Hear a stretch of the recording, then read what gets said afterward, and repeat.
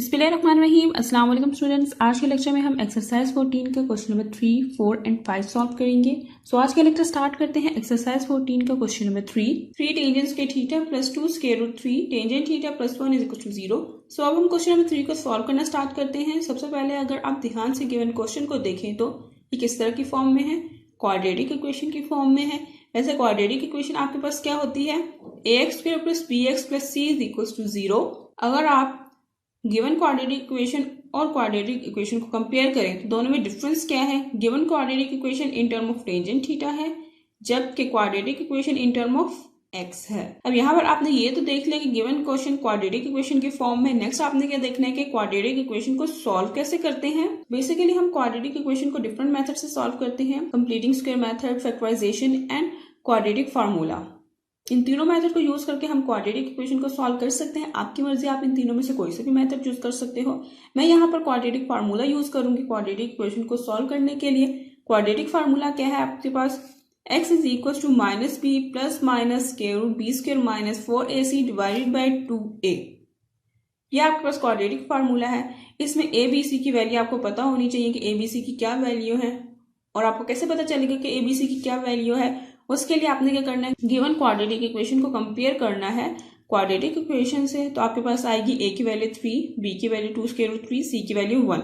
अब यहाँ पर आपके पास a b c की वैल्यू आ चुकी है। अब आपने क्या करना है, फार्मूले में सारी वैल्यूज पुट करनी है। x की जगह आपने टेंजेंट थीटा लिखा, क्योंकि given quadratic equation in term of tangent theta है, is equal to minus b की value 2 square root 3 plus minus square root b की value 2 square root 3 square minus 4, a की वैल्यू 3, c की value 1 divided by 2 into a की value 3। यहाँ पर आपने फार्मूले में सारी वैल्यूज पुट कर दी। अब नेक्स्ट आपने क्या करना है, सिंप्लीफाई करना है। Tangent theta is equal to minus 2 square root 3 plus minus, अब यहाँ पर अगर आप देखें तो ये पूरी जो है टर्म 0 हो जाएगी। क्यों, 4 3 ज़ा 12, 4 3 ज़ा 12, 12 माइनस 12 0, 0 का स्क्वायर रूट लिया आपने, वो भी 0 आ जाएगा। अब जब आप 0 को किसी भी नंबर में प्लस करते हो या माइनस करते हो, आपके पास वापस से वही नंबर आ जाता है। तो आपके पास क्या बनेगा, tangent theta is equal to minus 2 square root 3 divided by 6। यहाँ पे थोड़ी सी कैंसिलेशन होगी, 2 1 ज़ा 2, 2 3 ज़ा 6। सो आपके पास क्या बना, tangent theta is equal to minus square root 3 divided by 3। यहाँ तक भी सिंप्लीफिकेशन ठीक है, लेकिन अगर आप मजीद करना चाहते हैं तो कर सकते हैं। मैंने यहाँ पर मजीद सिंप्लीफिकेशन की है। 3 की जगह हम लोग स्क्वायर रूट 3 लिख सकते हैं, क्योंकि 3 इक्वल होता है square root 3 into square root 3 के। ऊपर वाला स्क्वायर रूट 3 नीचे वाले एक स्क्वायर रूट 3 से कैंसिल हो गया। आपके पास क्या बना, tangent theta is equal to minus 1 over square root 3। Basically आपके पास एक ट्रिग्नोमेट्रिक इक्वेशन थी, उसको आपने सिंप्लीफाई किया और सिंप्लीफाई करने के बाद आपके पास ये न्यू एक ट्रिग्नोमेट्रिक इक्वेशन बनी है, tangent theta is equal to minus 1 over square root 3। अब ये जो न्यू ट्रिग्नोमेट्रिक इक्वेशन बनी है, उसको कैसे हम सॉल्व करेंगे। जैसे हमने क्वेश्चन नंबर 1 के 4 पार्ट्स को सॉल्व किया था, सेम वैसे ही सॉल्व करना है। सबसे पहले आपने क्या करना है, थीटा की वैल्यू फाइंड करनी है, लेकिन माइनस साइन को इग्नोर करके, क्योंकि यहाँ पर माइनस साइन सिर्फ इंडिकेट करता है कि टेंजेंट थीटा की वैल्यू कौन से क्वाड्रेंट में लाई करती है। तो माइनस साइन को इग्नोर करके हम थीटा की वैल्यू फाइंड करेंगे। और थीटा की वैल्यू फाइंड आउट करने के लिए आपको क्या करते हो, बोथ साइड पे टेंजेंट इनवर्स लेते हो। Tangent inverse into tangent theta is equal to tangent inverse 1 over square root 3। Left side पे टेंजेंट इनवर्स टेंजेंट से कैंसिल हो गया, आपके पास थीटा रह गया। राइट साइड पे tangent inverse 1 over square root 3 को आप कैलकुलेटर पे लिखते हो तो आपके पास पाई बाय 6 आता है। बेसिकली यहाँ पर आपने थीटा की वैल्यू फाइंड कर ली है, जो कि पाई बाय 6 है, जिसको हम रेफरेंस एंगल बी बोलते हैं। अब आपने नेक्स्ट क्या चेक करना है कि टेंजेंट थीटा की वैल्यू कौन से क्वाड्रेंट में नेगेटिव होती है। Since tangent theta is negative in second and fourth quadrant with reference angle theta is equal to pi by 6। अब यहाँ पर आपने रेफरेंस एंगल की भी वैल्यू फाइंड कर ली और ये भी बता दिया कि टेंजेंट थीटा की वैल्यू कौन से क्वाड्रेंट में नेगेटिव होती है। नेक्स्ट आपने क्या करना है, सेकंड एंड फोर्थ क्वाड्रेंट का एंगल फाइंड करना है, मींस के थीटा की वैल्यू फाइंड करनी है जिस पर टेंजेंट का आंसर 1 ओवर स्क्वायर रूट 3 आता है। पहले हम सेकंड क्वाड्रेंट का एंगल फाइंड करेंगे। सेकंड क्वाड्रेंट का एंगल कैसे फाइंड करते हैं, पाई में से माइनस करते हैं रेफरेंस एंगल, तो आपके पास सेकंड क्वाड्रेंट का एंगल आ जाता है। So theta is equal to pi minus reference angle is pi by 6। LCM लिया आपने यहाँ पर 6 pi minus pi divided by 6, 6 pi में से पाई माइनस किया 5 पाई डिवाइडेड बाय 6। अब यहाँ पर आपके पास सेकंड क्वाड्रेंट का एंगल आ चुका है। नेक्स्ट आप फोर्थ क्वाड्रेंट का एंगल फाइंड करोगे। फोर्थ क्वाड्रेंट के एंगल कैसे फाइंड करते हैं, 2 पाई में से माइनस करते हैं रेफरेंस एंगल, तो फोर्थ क्वाड्रेंट का एंगल आ जाता है आपके पास theta is equal to 2 pi minus reference angle is π/6। यहाँ पर आपने एलसीएम लिया 12 pi minus pi divided by 6, 12 पाई में से पाई माइनस के 11 π/6। सो आपके पास यहाँ पर फोर्थ क्वाड्रेंट का भी एंगल आ चुका है। यहाँ पर आपका क्वेश्चन नंबर 3 सॉल्व हो चुका है। अब हम नेक्स्ट क्वेश्चन नंबर 4 सॉल्व करते हैं। हमारे पास क्वेश्चन नंबर 4 है tangent square theta minus secant theta minus 1 is equal to 0। So अब हम क्वेश्चन नंबर 4 को सॉल्व करना स्टार्ट करते हैं। सबसे पहले आपने क्या करना है, टेंजेंट स्क्वायर थीटा का फार्मूला लगाना है। टेंजेंट स्क्वायर थीटा का फार्मूला क्या है, secant square theta minus 1 and बाकी के टर्म्स एज इट इज आ जाएंगे, minus secant theta minus 1 is equal to 0।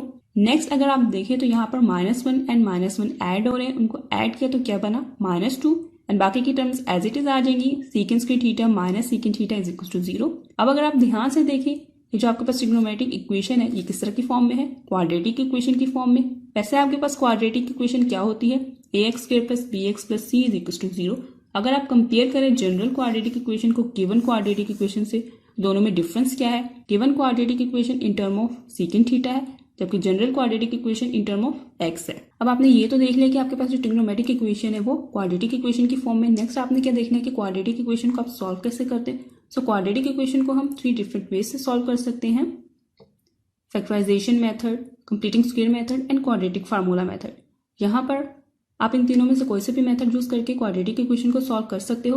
हम यहाँ पर फैक्टराइजेशन मेथड यूज करेंगे। सो गिवन क्वाड्रेटिक इक्वेशन को फैक्टराइज करते हैं। Secant square theta minus 2 secant theta plus 1 secant theta minus 2 is equal to 0। First two term में से secant theta common आ रहा है, अंदर क्या रह गया secant theta minus 2 and last two term में से 1 कॉमन लिया, अंदर क्या रह गया secant theta minus 2 is equal to 0।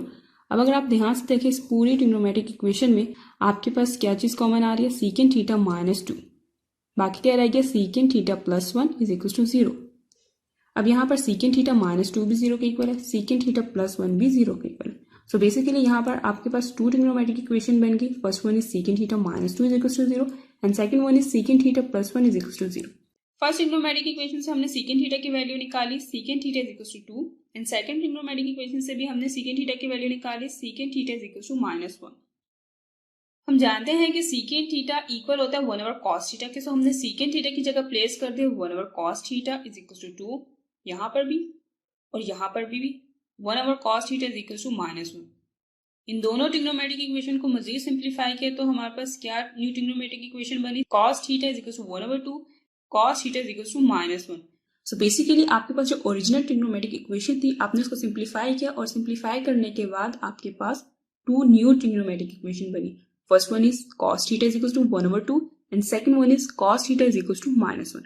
अब इन दोनों ट्रिग्नोमेट्रिक इक्वेशन को हम 1 by 1 सॉल्व करेंगे।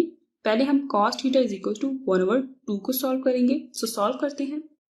cos theta is equal to 1/2। सबसे पहले आपने क्या करना है, थीटा की वैल्यू फाइंड करनी है और थीटा की वैल्यू फाइंड करने के लिए आप लोग क्या करते हो, cos इनवर्स को बोथ साइड पे मल्टीप्लाई करवाते हो।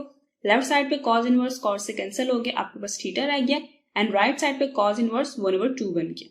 अब यहाँ पर cos इनवर्स 1/2 इक्वल होता है π/3 के। आप कैलकुलेटर पे भी लिख कर देख सकते हो कि थीटा की वैल्यू π/3 पर ही आपके पास 1/2 आता है। तो बेसिकली यहाँ पर आपने थीटा की वैल्यू फाइंड कर ली, जिसको हम रेफरेंस एंगल भी बोलते हैं। नेक्स्ट आपने क्या करना है, देखना है कि cos थीटा की वैल्यू कौन से क्वाड्रेंट में पॉजिटिव होती है। Since cos theta is positive in first and fourth quadrant with reference angle theta is equal to π/3। अब यहाँ पर आपने रेफरेंस एंगल भी फाइंड कर लिया और ये भी बता दिया कि cos थीटा की वैल्यू कौन से क्वाड्रेंट में पॉजिटिव होती है। नेक्स्ट आपने क्या करना है, फर्स्ट एंड फोर्थ क्वाड्रेंट का एंगल फाइंड करना है, मींस थीटा की वैल्यू फाइंड करनी है जिस पर cos का आंसर 1/2 आता है। पहले हम फर्स्ट क्वाड्रेंट का एंगल फाइंड करेंगे। फर्स्ट क्वाड्रेंट में एंगल कैसे फाइंड कर दें, बेसिकली फर्स्ट क्वाड्रेंट में एंगल इक्वल होता है रेफरेंस एंगल के ही। So theta is equal to reference angle क्या है, π/3। सो हमने फर्स्ट क्वाड्रेंट का एंगल फाइंड कर लिया। अब हम फोर्थ क्वाड्रेंट का एंगल फाइंड करते हैं। फोर्थ क्वाड्रेंट का एंगल कैसे फाइंड करते हैं, 2 पाई में से माइनस करते हैं रेफरेंस एंगल तो आपके पास फोर्थ क्वाड्रेंट का एंगल आ जाता है। So theta is equal to 2 pi minus reference angle is π/3। LCM लिया हमने 6 pi minus pi divided by 3, 6 pi में से पाई माइनस किया 5 पाई डिवाइडेड बाई 3। सो हमने फर्स्ट एंड फोर्थ क्वाड्रेंट के एंगल फाइंड कर लिए हैं। नेक्स्ट हमने क्या करना है, सेकंड ट्रिग्नोमेट्रिक इक्वेशन को सॉल्व करना है। सेकंड ट्रिग्नोमेट्रिक इक्वेशन को सॉल्व करते हैं। cos theta is equal to -1। सबसे पहले आपने क्या करना है, थीटा की वैल्यू फाइंड करनी है, लेकिन माइनस साइन को इग्नोर करके क्योंकि माइनस साइन इंडिकेट करता है कि कॉस की वैल्यू कौन से क्वाड्रेंट में लाई करती है सिर्फ। तो थीटा की वैल्यू फाइंड करने के लिए आप क्या करते हो, बोथ साइड पे कॉस इनवर्स लेते हो। Cos inverse cos theta is equal to cos inverse 1। Left side पे कॉस इनवर्स कॉस से कैंसिल हो गया, आपके पास थीटा रह गया। राइट साइड पे कॉस इनवर्स 1 इक्वल होता है 0 डिग्री के, क्योंकि थीटा की वैल्यू 0 डिग्री होगी तभी आपके पास कॉस का आंसर 1 आएगा। सो बेसिकली यहाँ पर आपने थीटा की वैल्यू फाइंड कर ली जो कि 0 डिग्री है, जिसको हम रेफरेंस एंगल भी बोलते हैं। नेक्स्ट आपने क्या करना है, चेक करना है कि कॉस थीटा की वैल्यू कौन से क्वाड्रेंट में नेगेटिव होती है। Since cos theta is negative in second and third quadrant with reference angle theta is equal to 0 degree. अब यहाँ पर आपने रेफरेंस एंगल भी फाइंड कर लिया और ये भी बता दिया कि कॉस थीटा की वैल्यू कौन से क्वाड्रेंट में नेगेटिव होती है। नेक्स्ट आपने क्या करना है, सेकंड एंड थर्ड क्वाड्रेंट का एंगल फाइंड करना है, मींस के थीटा की वैल्यू फाइंड करनी है जिस पर कॉस का आंसर 1 आता है। तो पहले हम लोग सेकंड क्वाड्रेंट का एंगल फाइंड करेंगे। सेकंड क्वाड्रेंट का एंगल कैसे फाइंड करते हैं, पाई में से माइनस करते हैं रेफरेंस एंगल, तो आपके पास सेकंड क्वाड्रेंट का एंगल आ जाता है। So theta is equal to pi minus reference angle is 0 degree. Pi में से 0 डिग्री माइनस किया तो आपके पास क्या बना, पाई। आपने सेकंड क्वाड्रेंट का एंगल फाइंड कर लिया, अब आपने थर्ड क्वाड्रेंट का एंगल फाइंड करना है। थर्ड क्वाड्रेंट का एंगल कैसे फाइंड करते हैं, पाई में प्लस करते हैं रेफरेंस एंगल, तो आपके पास थर्ड क्वाड्रेंट का एंगल आ जाता है। So theta is equal to pi plus reference angle is 0 degree. Pi में आपने 0 डिग्री प्लस किया तो आपके पास क्या बना, पाई। यहाँ पर आपने सेकंड एंड थर्ड दोनों क्वाड्रेंट के ही एंगल फाइंड कर लिए और दोनों क्वाड्रेंट के एंगल सेम आए। सेकंड क्वाड्रेंट का एंगल भी पाई आया और थर्ड क्वाड्रेंट का एंगल भी पाई आया। सो बेसिकली आपके पास सेकंड ट्रिग्नोमेट्रिक इक्वेशन का रिक्वायर्ड एंगल क्या है, पाई। सो यहाँ पर हमारा क्वेश्चन नंबर 4 कंप्लीट हो चुका है। नेक्स्ट हम क्वेश्चन नंबर 5 सॉल्व करते हैं। हमारे पास क्वेश्चन नंबर 5 है 2 sin थीटा प्लस cos के थीटा माइनस 1 इक्वल टू 0। तो अब हम क्वेश्चन नंबर 5 को सॉल्व करना स्टार्ट करते हैं। सबसे पहले आपने क्या करना है, cos के थीटा का फार्मूला लगाना, और cos के थीटा का फार्मूला क्या होता है, 1 minus sine square theta, and बाकी की टर्म्स एज इट इज आ जाएंगी, 2 sin theta minus 1 equal to 0।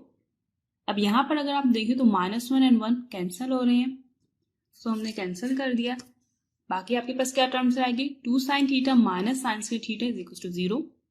अब अगर आप यहाँ पर ध्यान से देखिए, इस ट्रिग्नोमेट्रिक इक्वेशन में साइन थीटा कॉमन आ रहा है, आपने साइन थीटा कॉमन लिया, अंदर क्या रह गया, 2 minus sine theta is equal to 0। अब यहाँ पर साइन थीटा भी 0 के इक्वल है एंड 2 माइनस साइन थीटा भी 0 के इक्वल है।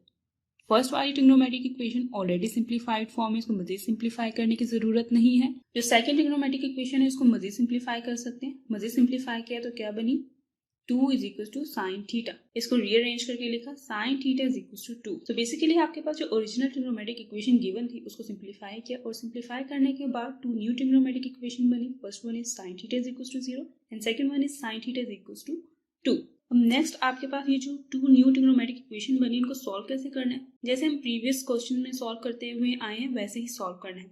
वन बाय वन दोनों को सॉल्व करते हैं। लेकिन यहाँ पर जो सेकंड ट्रिग्नोमेट्रिक इक्वेशन है sine theta is equal to 2, इसका सोल्यूशन पॉसिबल नहीं है। क्यों, क्योंकि साइन थीटा की वैल्यू लाई करती है 1 एंड -1 के दरमियान में, जबकि यहाँ पर साइन थीटा की वैल्यू है 2, 1 एंड -1 के दरमियान में लाई नहीं करता। सो इसीलिए इस ट्रिग्नोमेट्रिक इक्वेशन का सोल्यूशन पॉसिबल नहीं है। लेकिन ये जो फर्स्ट ट्रिग्नोमेट्रिक इक्वेशन है sine theta is equal to 0, इसका सोल्यूशन पॉसिबल है, क्योंकि यहाँ पर साइन थीटा की वैल्यू 0 है और 0 1 एंड -1 के दरमियान में लाई करता है। सो फर्स्ट वाली ट्रिग्नोमेट्रिक इक्वेशन को सॉल्व करते हैं। Sine theta is equal to 0। सबसे पहले आपने क्या करना है, थीटा की वैल्यू फाइंड करनी है कि थीटा की क्या वैल्यू है कि आपके पास साइन का आंसर 0 आता है। सो थीटा की वैल्यू फाइंड करने के लिए आप क्या करते हो, बोथ साइड पे साइन इनवर्स लेते हो। Sine inverse into sine theta is equal to sine inverse 0। Left side पे साइन इनवर्स साइन से कैंसिल हो गया, आपके पास थीटा रह गया, एंड राइट साइड पे साइन इनवर्स 0 इक्वल होता है 0 डिग्री के, क्योंकि थीटा की वैल्यू 0 डिग्री होगी तभी आपके पास साइन का आंसर 0 आएगा। तो बेसिकली यहाँ पर आपने थीटा की वैल्यू फाइंड कर ली, जिसको हम रेफरेंस एंगल भी बोलते हैं। नेक्स्ट आपने क्या करना है, चेक करना है कि साइन थीटा की वैल्यू कौन से क्वाड्रेंट में पॉजिटिव होती है। Since sine theta is positive in first and second quadrant with reference angle theta is equal to 0 degree. अब यहाँ पर आपने रेफरेंस एंगल भी फाइंड कर लिया और ये भी बता दिया कि साइन थीटा की वैल्यू कौन से क्वाड्रेंट में पॉजिटिव होती है। नेक्स्ट आपने क्या करना है, फर्स्ट एंड सेकंड क्वाड्रेंट का एंगल फाइंड करना है, मींस कि थीटा की वैल्यू फाइंड करनी है जिस पर साइन का आंसर 0 डिग्री आता है। सो पहले फर्स्ट क्वाड्रेंट का एंगल फाइंड करते हैं। फर्स्ट क्वाड्रेंट का एंगल कैसे फाइंड करते हैं, बेसिकली फर्स्ट क्वाड्रेंट में थीटा मींस एंगल इक्वल होता है रेफरेंस एंगल के ही।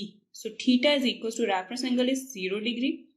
हमने फर्स्ट क्वाड्रेंट का एंगल फाइंड कर लिया है, अब हम सेकंड क्वाड्रेंट का एंगल फाइंड करते हैं। सेकंड क्वाड्रेंट का एंगल कैसे फाइंड करते हैं, पाई में से माइनस करते हैं रेफरेंस एंगल, तो आपके पास सेकंड क्वाड्रेंट का एंगल आ जाता है।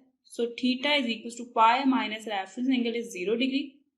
पाई में से 0 डिग्री माइनस किया, आपके पास क्या है, पाई। तो यहाँ पर आपने फर्स्ट एंड सेकंड क्वाड्रेंट दोनों के ही एंगल फाइंड कर लिए हैं। तो यहाँ पर आपका क्वेश्चन नंबर 5 कंप्लीट हो चुका है। तो आज का लेक्चर यही तक था। अगर आपको इस पूरे लेक्चर में कोई भी इशू हो तो आप मुझसे नीचे कमेंट बॉक्स में पूछ सकते हैं, और अगर आपको मेरी वीडियो पसंद आई तो इसे लाइक एंड शेयर कीजिए एंड मेरे चैनल को सब्सक्राइब कीजिए। Thank you for watching my video.